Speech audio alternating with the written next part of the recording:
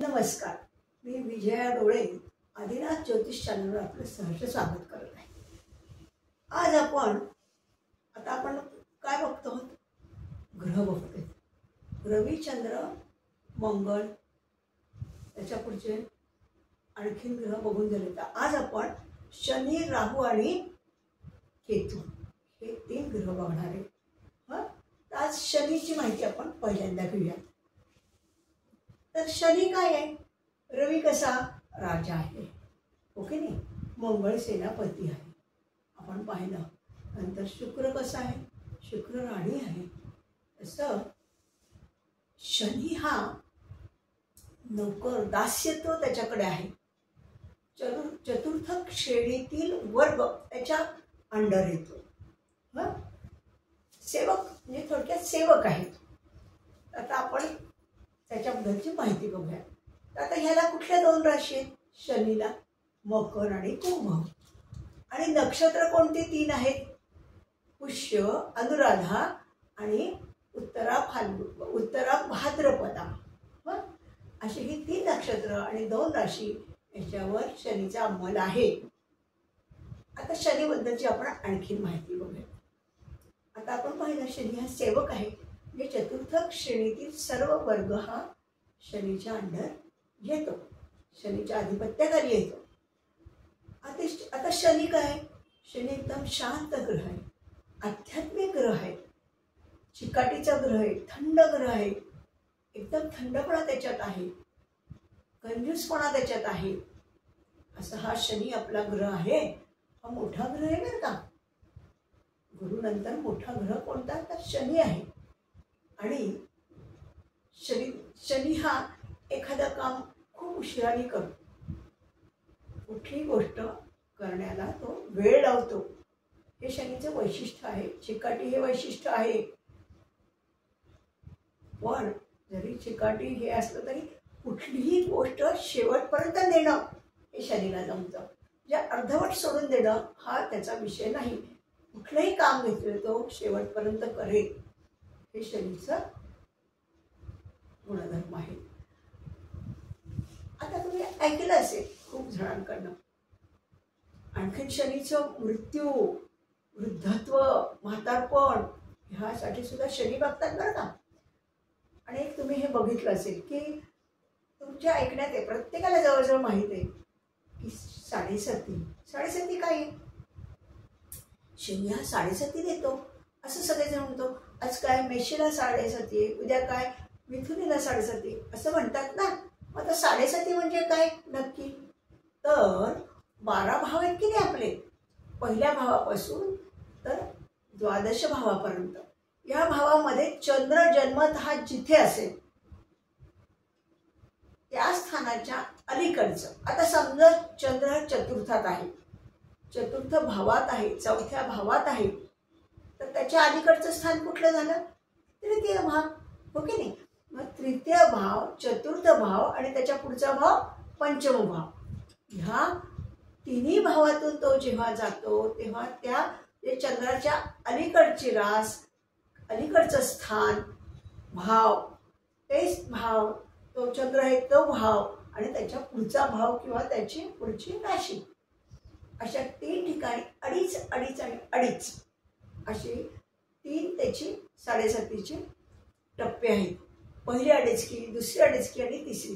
कारण एका घरात तो किती काळ राहतो? 2.5 वर्षात. आपण पुढच्या तक्त्यात बघणारच आहोत. अशी म्हणून ती 7.5 वर्ष साडेसती म्हणतात. 2.5 वर्ष चंद्र जिथे त्याच्या मागच्या घरात, 2.5 वर्ष चंद्रावरनं जातो तेव्हा, आणि पुढची 2.5 वर्ष चंद्राच्या पुढच्या स्थानात. अशी 2.5 आणि 2.5 7.5 वर्ष साडेसती असते. आलं का लक्षात? आता आपण ह्याच्याबद्दलची जी काय माहिती बघणार आहोत सगळ्या दृष्टीने ती आता आपण बघूया. तुम्हाला लक्षात आलं असेल की चतुर्थ श्रेणी, नंतर थंडपणा, शांतपणा, एकटेपणा त्याला खूप भावतो. आणि चिकाटी, कुठलंही काम तडीस नेणं हे त्याच्याकडे आहे. आणि सगळ्या गोष्टी उशिराने करणं हे शनी म्हटलं की हे सगळे गुण तुमच्या डोळ्यापुढे आले. म्हातारपण, वृद्धत्व हे त्याच्याकडे आहे. आणि बेसिकली आध्यात्मिक ग्रह आहे. शुक्र कसा ऐहिक ग्रह आहे, ऐहिक सुखाकडे त्याचा कल आहे. तसं शनी मात्र नाही. हा शनी आध्यात्मिक ग्रह आहे. आध्यात्मिक ग्रह कुठले? गुरु, शनी, केतू आणि नेपच्यून हे 4 ग्रह आध्यात्मिक आहेत. ते ऐहिकतेकडे झुकणारे नाही आहेत. आता ह्या अशा शनीची आपण पुढची माहिती, पुढचा मी तक्ता लावते तो बघूया. आता आपण शनीची माहिती पाहणार आहोत. आता शनीच्या अंडर कोणते कोणते शरीरातले अवयव येतात? हाडे, केस, दात व कान हे सगळे शनीच्या अधिपत्याखाली आहेत. शनीचे आजार कुठले? शनीमुळे कुठले आजार होणार आहेत याच्या संदर्भात असणार, अवयवासंदर्भात, हो की नाही? हाडांचे विकार, सांधेदुखी, बहिरेपणा, स्नायूंचे विकार, देवी, अस्थमा, त्वचेचे विकार, हाडे मोडणे आणि दंतक्षय हे शनीचे विकार आहेत. बघितलं तुम्ही, आलं लक्षात? जे अवयव आहे त्याच्या संदर्भातच आजार होतात, हो की नाही? आता व्यवसाय कुठले त्याचे? तर व्यवसाय आहे लोखंड, कोळसा खाणी, चांबडे, म्युझियम, हेरगिरी, जुन्या वस्तूंवर त्याचं आधिपत्य आहे. लिपी, पुराण संशोधन, ज्योतिष, बर्फ, फ्रीज आणि यंत्रे, कारण थंड याच्यावर पण त्याचं आधिपत्य आहे. ह्या संदर्भातलेच त्याचे व्यवसाय असणार आहेत. त्याच्या अधिपत्याखाली हे व्यवसाय येतात. आता प्राणी, किळसवाणे प्राणी, उंदीर, पाल, घुशी, वाळवी, झुरळ आणि गांडूळ हे शनीच्या अधिपत्याखाली येणारे प्राणी आहेत. आणि आता आपण वनस्पती बघूयात. वनस्पती काय? कठीण कवचाची व बेचव फळं, बेचव गोष्टी, उदाहरणार्थ काय? कवठ, कारलं, सुपारी, कंदमुळं. आता ही शनीची आपण माहिती पाहिली. शनीच्या अंडर कुठले अवयव येतात, आजार, व्यवसाय, प्राणी, वनस्पती हे सगळे आपण पाहिले. आता आणखीन एक मी तुम्हाला चार्ट दाखवणार आहे. गतीचा वगैरे चार्ट, की आपल्याला तो उपयोगाला येईल. मी दाखवते चार्ट. आता आपण हा पुढील चार्ट बघणार आहोत. शनीचा हा पुढचा चार्ट. आता शनीच्या 2 राशी कुठल्या? मकर आणि कुंभ, हो की नाही? त्याची नक्षत्र कुठली? पुष्य, अनुराधा, उत्तरा भाद्रपदा ह्या 3 नक्षत्र आणि 2 राशीवर त्याचं आधिपत्य आहे. आता महादशा किती? 19 वर्ष. विषोत्तरी महादशेमध्ये प्रत्येक रवी ते केतूपर्यंत सगळ्या ग्रहांना आपापली महादशेची वर्ष वाटली. त्यात शनीला कुठले दिले? 19 वर्ष. सगळ्यात जास्त आपण पाहिलं शुक्राला आहेत 20 वर्ष, शनीला 19 वर्ष. आता त्याची गती बघा. शनी हा संथ गतीचा आहे, आपण पाहिलं की नाही? गुरु, शनी, नंतर हर्षल, प्लुटो हे सगळे संथ गतीचे. आता ह्याची गती बघूया. 0° ते 12 कला इथपर्यंतच असते त्याची गती. त्याची दिशा कुठली? पश्चिम. तत्व कुठलं? वायू तत्व. आणि एक राज भोगायला त्याला किती काळ लागतो? 2.5 वर्ष. म्हणजे एका घरातून, एका स्थानातून, एका भावातून त्याला बाहेर पडायला 2.5 वर्ष लागतात. या 2.5 वर्ष एका भावात असतो, तो एका स्थानात असतो. आता समजा द्वितीय स्थानात तो 2.5 वर्ष आहे, त्याच्यानंतर कुठल्या स्थानात जाईल? तो तृतीयात जाईल. तृतीयात 2.5 वर्ष, पुन्हा चतुर्थात 2.5 वर्ष, अशी 2.5 वर्ष तो पूर्ण 12 राशी फिरत असतो. आता त्याचं रत्न कुठलं आहे? नीलम. त्याचं रत्न नीलम आहे बरं का. आणि त्याला दृष्टी कोणते? जसं रवीला आपण पाहिलं, आणि रवी आणि चंद्राला काय? एकच दृष्टी. बुधाला एकच दृष्टी, हो की नाही? मंगळ, गुरु, नंतर शनी यांना मात्र 3 दृष्ट्या आहेत. आता शनीला कुठल्या दृष्टी आहेत? शनीला आहे तिसरी दृष्टी, सातवी दृष्टी आणि 10वी दृष्टी. आता आपण कशा दृष्टी पाहतो हे आपण मागे पाहिलंच आहे. पण समजा हा पहिल्या स्थानात आहे, प्रथम भावात आहे, तर शनी हा ओरिजिनल लग्न म्हणजे जन्मतः शनी जर पहिल्या ह्याच्यात असेल, पहिल्या भावात असेल, तर त्याला दुसऱ्या भावात जायला म्हणजे त्याची कुठली दृष्टी येईल? तिसरी दृष्टी म्हणजे किती येईल? 1 पहिला भाव, दुसरा भाव आणि तिसरा. पहिला भाव धरायचा 1 2 आणि 3. हे तिसऱ्या भावावर त्याची दृष्टी पडेल. हां, तसं सातवा भाव कुठला? सातव्या भावावर म्हणजे कुठे? पहिल्या भावापासून सातवा भाव मोजा. 1 2 तृतीय भाव, चतुर्थ भाव, पंचम भाव, षष्टम भाव आणि सप्तम भाव. म्हणजे त्याची दृष्टी सप्तम भावावर पडेल, म्हणजे सातवी दृष्टी सप्तम भावावर पडेल. आता आणखीन तिसरी दृष्टी कोणती आहे त्याची? 10वी दृष्टी. मग पहिल्या भावात जर शनी आहे तर कसं बोलणार? पण 10 भाव बोलणार पहिल्या भावापासून. पहिला भाव, दुसरा भाव, तृतीय भाव, चतुर्थ भाव, पंचम भाव, षष्ठम भाव, सप्तम भाव, अष्टम भाव, नवम भाव आणि दशम भाव. म्हणजे पहिल्या भावात जर शनी असेल तो तिसरी, सातवी आणि 10वी दृष्टी कुठे टाकेल? तिसरी दृष्टी तृतीयावर, सातवी दृष्टी सप्तमावर आणि 10वी दृष्टी तो दशम भावावर टाकेल. हो की नाही? मग अशी आपण शनीची सगळ्या प्रकाराने माहिती पाहिलेली आहे. आता शनी म्हणजे काय आपल्याला समजलं. शनीची आपली बऱ्याच प्रकारे माहिती पण बघून झाली. पण आता शनी म्हणजे काय तुमच्या डोळ्यासमोर असेल ते तुम्ही बघितलं. आता आपण शनीनंतर राहू आणि केतूची माहिती बनवू. त्याआधी आपण राहूची माहिती बघूयात. मी चार्ट लागते. आता आपण राहूची माहिती बघणार आहोत. त्याआधी आणखी मला एक शनीबद्दल सांगायचं आहे की शनी हा कर्मवादी आहे.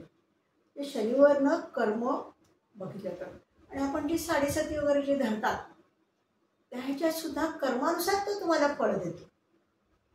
आलं का लक्षात? कर्म म्हणजे काय? गुरु, शुक्र, इतर ग्रह कसे माफ करतात, तसं शनी हा न्यायी आहे. शनी काय करतो? तुम्हाला माफ करत नाही. चूक झाली की तुम्हाला शिक्षा देणार, न्याय करणार. हे शनीचं काम आहे. तर कर्मवादी पण आहे. आता आपण राहूची माहिती बघूया. आता आपण कसं पाहिलं की राहूची माहिती जसं शनी हा सेवक आहे तसाच राहू पण हा सेवकच आहे. राहू कसा आहे? त्याला धड आहे, पण जे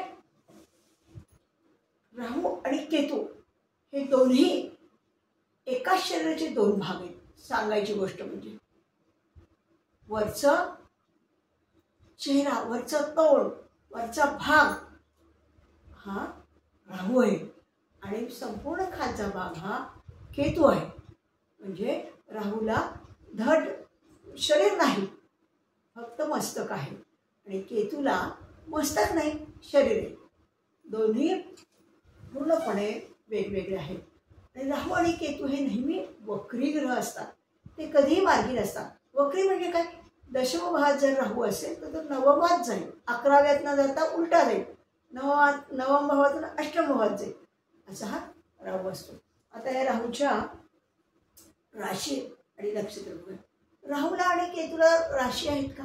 नाही. आपण पाहिलं की नाही, राहूला कुठलीही रास नाही. तो ज्या राशीत असेल त्या राशीचं फळ देतो. म्हणजे समजा राहू जर मीन राशीत असेल तर मीन राशी कोणाची आहे? गुरुची. ओके नाही? मग त्याचा तो फळ देईल. किंवा त्याच्यावर दृष्टी युती आणि ज्या नक्षत्रात आहे त्याचं फळ पण राहू देतो. म्हणजे कसं? आता आपण दृष्ट्या पाहिल्या, कुणाला 7वी, कुणाला 3री, 7वी आणि 10वी, कुणाला 4थी, 7वी, 8वी अशा दृष्टी आहेत की नाही. ज्या ग्रहाची त्याच्यावर दृष्टी पडेल त्या ग्रहाच्या आधिपत्याखाली राहू येतो, त्याची फळं तो देतो. आता समजा मंगळाची 4थी दृष्टी त्याच्यावर आहे, मंगळ प्रथमात आहे, पहिल्या भावात आहे. आणि चतुर्थ भावात कोण आहे? मंगळाची कुठली दृष्टी? चौथी दृष्टी पहिली. चतुर्थ भावात जर राहू आहे, दृष्टी बरं का त्याची. मग काय केलं? तो मंगळाचं फळ देईल. आलं का लक्षात? जर कुणाचीही दृष्टी नसेल आणि युतीत नसेल, युती म्हणजे काय? एक 0 अंशापासून या अगदीच चिकटून राह, 0 अंशापासून 6 अंशापर्यंतची याला आपण युती म्हणतो. काही जण तर 0 पासून 3 अंशापर्यंतच युती धरतात. युतीत असेल तर ज्या ग्रहाच्या युतीत आहे ते फळ राहू देतो, त्याला स्वतःची रास नाही. म्हणजे दृष्टी, युती त्याच्यावर, आणि समजा दृष्टी पण नाही, युतीतही नाही, तर तो ज्या ग्रहाच्या नक्षत्रात आहे त्याचं फळ देतो. समजा राहू हा मंगळाच्या नक्षत्रात आहे किंवा शुक्राच्या नक्षत्रात आहे, तर त्याचं फळ देईल तो. आलं का लक्षात? असं हा राहू आहे. पण त्याच्या हे कुठल्या नक्षत्र कुठली? त्याची 3 नक्षत्र आहेत ना, आर्द्रा, स्वाती आणि शततारका. ह्या 3 नक्षत्रावर मात्र त्याचा ताबा आहे किंवा अधिपत्याखाली आहे म्हणूया ना. म्हणजे राहू केतू यांना महादशा, अंतर्दशा, विषोत्तरी महादशामध्ये स्थान आहे. आलं का लक्षात? राहूची महादशा 18 वर्ष असते. पण राहू आता कसा ग्रह आहे? तर आपण बघितलंच की त्याला धड नाही, फक्त वरचं आहे, खाली शरीरच नाही आहे, असा हा आहे. तर पण हा काय माहितीये का? अतिशय शापित, विषारी, पाप. आता आपल्या कृष्णमूर्तीमध्ये पापग्रह, पुण्यग्रह, पापग्रह, चांगला ग्रह, वाईट ग्रह, शुभग्रह असं काहीही त्याच्यात नाही. कृष्णमूर्तीमध्ये तो ज्या ग्रहाच्या नक्षत्रात असेल त्याच्याप्रमाणे फळ देतो. हे आपल्या कृष्णमूर्तीचं पादुपद आहे की असं ध्येय आहे आपलं. पण याच्या पारंपरिकमध्ये मात्र तसं नाही आहे. तर आता आपण काय बघणार आहोत? राहू कसा आहे? तर अतिशय शापित वृत्तीचा आहे, दुष्ट, क्रूर. नंतर दुष्ट, क्रूर आणि बेसिकली 3 पिढ्यापर्यंत त्याला शापित असतात, म्हणजे शाप मिळालेले असतात त्या घराण्याला, त्या कुळाला. नंतर विषारी आहे, सगळे विचार हे सगळे विषारी आहे. तसं तर पितरांवर त्याचा अधिपत्य आहे. म्हणजे पितर म्हणजे आपण गेलेली माणसं, स्वर्गवासी झालेली माणसं, त्याच्यावर त्याचं अधिपत्य आहे. कालसर्पयोग असं पारंपरिकमध्ये म्हणतात. कालसर्पयोग म्हणजे काय? राहू केतू बरोबर अपोजिट असतात, विरुद्ध असतात एकमेकांच्या. एकाच साईडला कुठल्या तरी सगळे ग्रह आले, सगळे. आता राहू जर सप्तमात आहे, सप्तम भावात आहे आणि केतू पहिल्या भावात आहे, म्हणजे राहू आणि केतू कायम समोरासमोर असतात. एका बाजूने संपूर्ण म्हणजे पहिला भाव, दुसरा भाव, तिसरा भाव ते सप्तम भाव, ह्या साईडने समजा सगळे ग्रह आहेत. मंगळ आहे, चंद्र आहे, रवी आहे, एकाच बाजूला सगळे ग्रह असतील तेव्हा ती कसली कालसर्पयोगाची पत्रिका म्हणतात. किंवा ह्या बाजूने पण कुठले पण ह्या दोघांच्या मध्ये असेल तेव्हा कालसर्प. पण हे पारंपरिक मध्ये समजलं जातं. आता दुसरी गोष्ट अशी आहे की राहू हा फार विक्षिप्त आहे. राहूची महादशा, राहूची अंतर्दशा, विदशा ह्याच्यात तुम्हाला फार वेडेवाकडे अनुभव येतात की जे कधीही आपण अनुभवलेले नसतात. असे विचित्र, विक्षिप्त अशा तऱ्हेचे अनुभव यायचे देतात. ज्योतिषाकडे जाणारे लोक बहुतेक राहू बिघडला असेल, राहूला काही असेल महादशा, अंतर्दशा तेव्हाच येतात. कारण राहू हा तुम्हाला वेगवेगळ्या प्रॉब्लेममध्ये फसवतो. खोटं बोलणं, पाप करणं, हे सगळे काही वाईट गुण राहूमध्ये भरलेले आहेत. अर्थात हे जरी असलं राहूचं, तरी राहू कुणाच्या युतीत आहे हे आपण पाहिलं. त्याच्यात तो जर चांगल्या ग्रहाच्या युतीत असेल, दृष्टीत असेल, नक्षत्रात असेल, तर अर्थात तो चांगलंही फळ देईल. जसं आपण राहू ही सगळं वर्ण ऐकलं, स्मशान,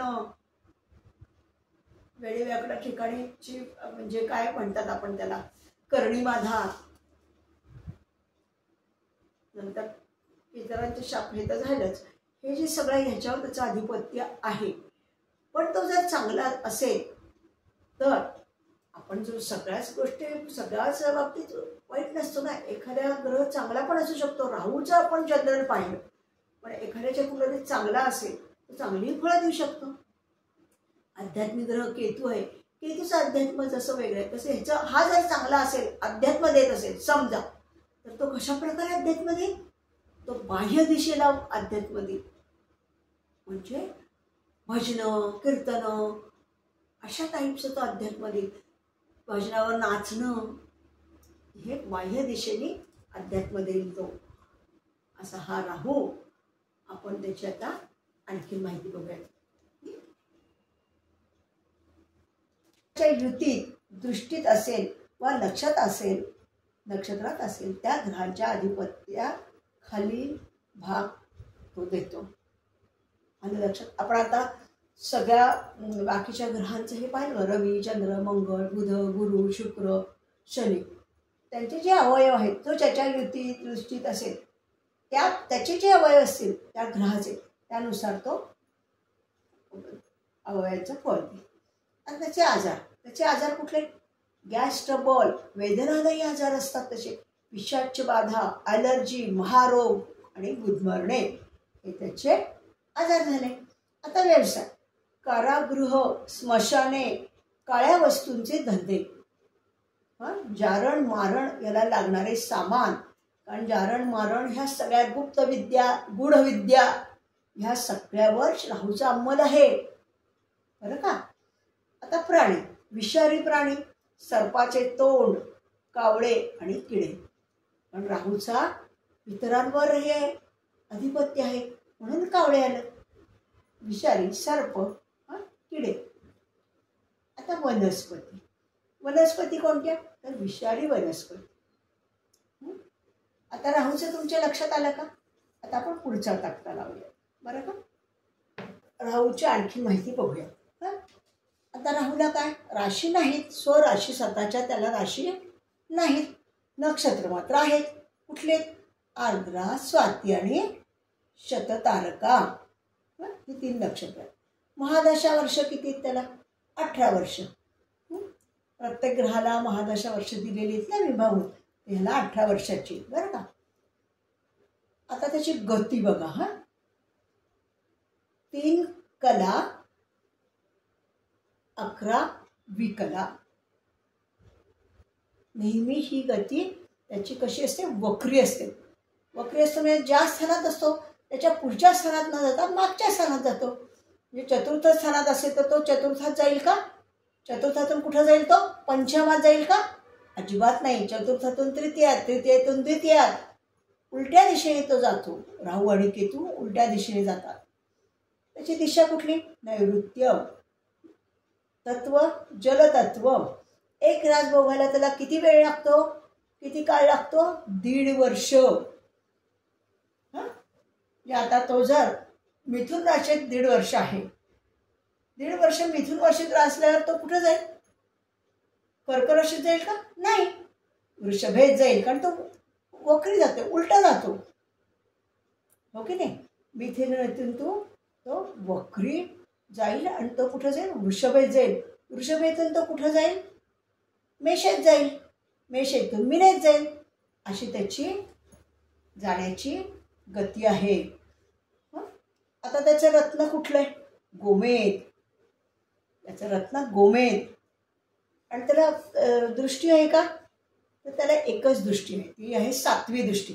रविचंद्राला बुधाला कशा आहेत ना एकच दृष्टी, तशी त्याला 7वी.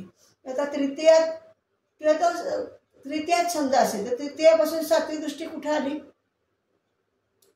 3, 4, 5, 6, 7, 8 आणि 9. 9 भानावर त्याची दृष्टी पडली. एकच दृष्टी त्याला आहे. पण त्याच्या दृष्टी, खूप जणांचं म्हणणं असं आहे की त्याच्या दृष्टीचा काही विचार केला जात नाही. पण आपल्याला आहे दृष्टी हे माहीत असावं म्हणून आपण ह्याच्यात लिहिलेलं आहे. तर आता आपण राहूची माहिती बघितलेली आहे. आता आपण केतू ह्या ग्रहाची माहिती बघणार आहोत. एक तर राहू आणि केतू हे छायाग्रह आहेत, म्हणजे ते पूर्ण ग्रह नाही आहेत ना. एकाला मस्तक आहे तर एकाला धड आहे असं आहे, तर त्याला छायाग्रह म्हणतात बरं का. आता केतू हा सेवकच आहे. राहू कसं सेवक तसं सेवक कॅटेगरीत बोलतो. आणि केतूला काही राशी आहेत का स्वतःची, तर नाही. केतूला स्वतःची रास नाही, पण नक्षत्र आहे. नक्षत्र कोणती त्याची? अश्विनी, मघा आणि मघा आणि मूळ नक्षत्र, असे 3 नक्षत्र आहेत. आणि रास मात्र स्वरास नाही त्याला स्वतःची. तर तो कसं काय फळ देतो बरं? तो फळ देण्याची पद्धत त्याची अशी आहे, जसं राहूचं पहिलं तसंच आहे. त्याचं दृष्टी,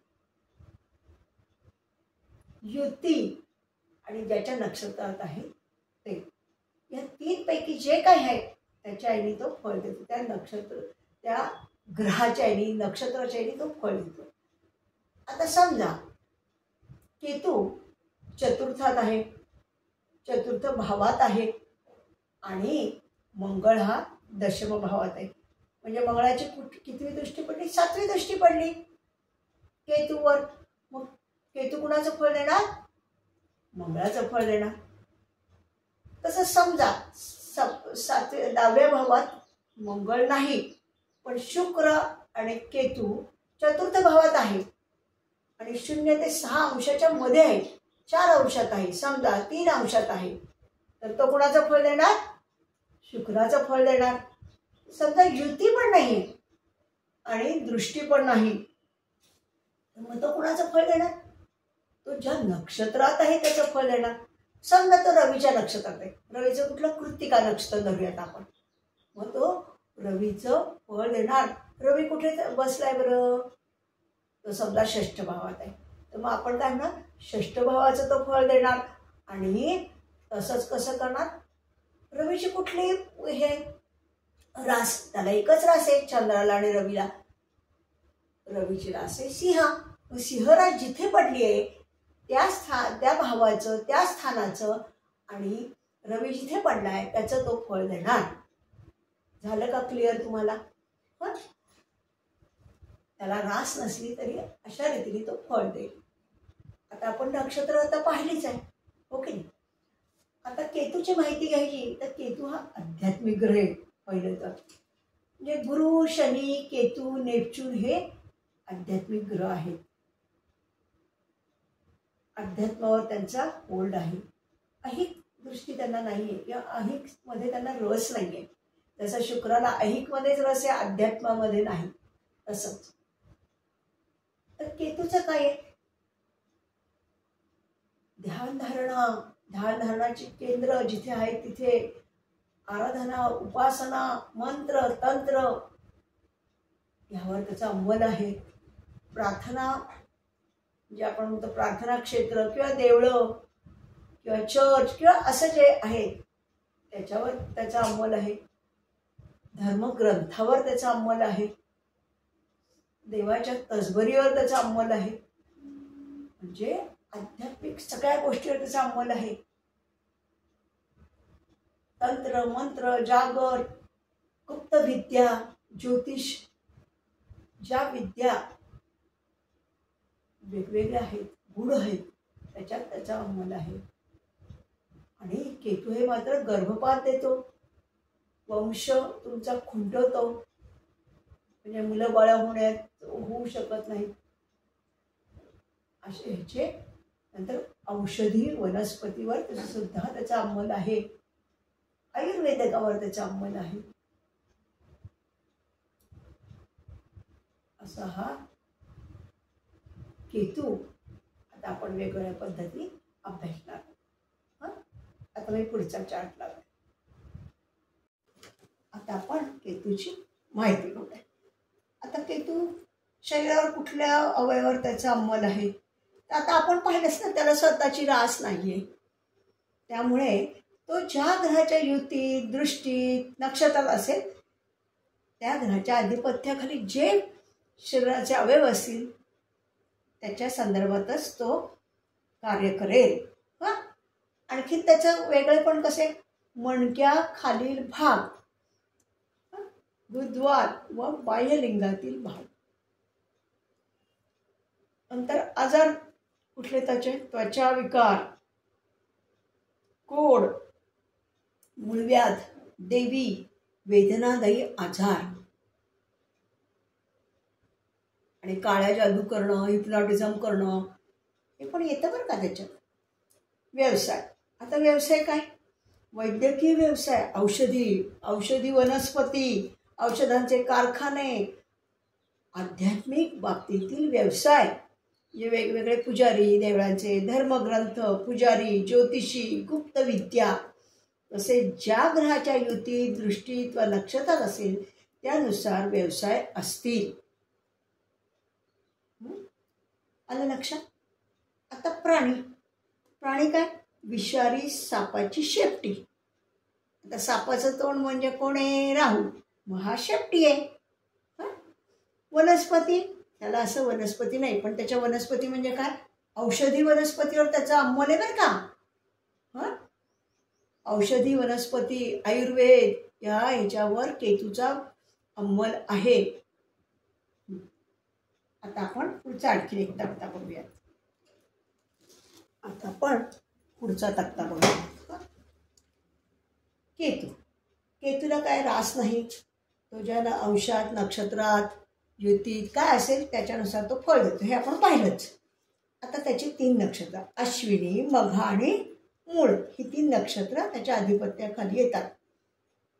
आता महादशाला किती वर्ष दिलीत, 7 वर्ष दिलीत. विषोत्तरी महादशेमध्ये रवीपासून केतूला सगळ्या ग्रहांना महादशांची वर्ष वाटून दिलेली आहेत. तर केतूला किती वर्ष आहेत, 7 वर्ष. त्याची गती किती फिक्स आहे, त्याची गती 3 कला 11 विकला.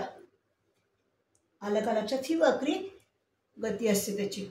वक्री म्हणजे काय, आपण पाहिलं राहूच्या ह्याच्यात की समजा चतुर्थात तो ग्रह आहे,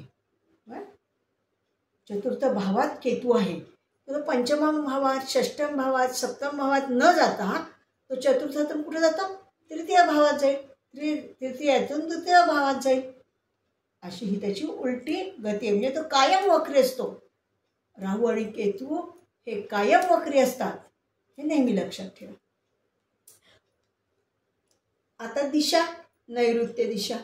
तत्व, आकाश तत्व. एक राज भोगायला किती काळ लागतो, 1.5 वर्ष. आणि ते सुद्धा उलटा जातो. असा समजा तो मीनेत आहे, मीनेत 1.5 वर्ष, त्याच्यानंतर तो कुठं मेषेत जाईल का, नाही, मीनेत नंतर कुठं जाईल, कुंभेत जाईल, कुंभेतून मकर राशीत जाईल, कारण तो वक्री आहे, त्याची गती वक्री असल्या काळाने उलटा जाईल. हे नेहमी लक्षात ठेवायचं. आता त्याचं रत्न, लसण्या, म्हणजे लसण्या त्याचं नाव आहे. म्हणजे आपण काय म्हणतो, आपण मांजरीचा कसा डोळा असतो ना, तसा तो हे त्याचं रत्न आहे, त्याला नाव लसण्या म्हणतात. त्याला दृष्टी 7वी, म्हणजे आपल्याला माहितीच आहे 7वी दृष्टी कशी बघतो आपण, तशी ह्याची दृष्टी 7वी आहे. काहींच्या मताने त्याला दृष्टी नाही, त्या दृष्टीचा विचार होत नाही. आपण ह्या भागामध्ये शनी, राहू आणि केतू याची बऱ्यापैकी माहिती पाहिली. तर आपण, मला असं वाटतं हा आजचा भाग आपण इथेच संपवावा आणि पुढच्या भागात आपण हर्षल, नेपच्यून आणि प्लुटो यांना घेऊन लवकरच येऊया. नमस्कार. आपण सगळ्यांनी हा भाग पाहिला त्याच्याबद्दल अतिशय मी तुमची आभारी आहे. आणि सगळ्यांनी सबस्क्राईब करा, शेअर करा आणि लाईक करा आणि जास्तीत जास्त लोकांपर्यंत आपलं चॅनल पोहोचवा, हे आपल्याला नंबर मिळाला. चला तर मग आपण पुढच्या भागात लवकरच भेटूया.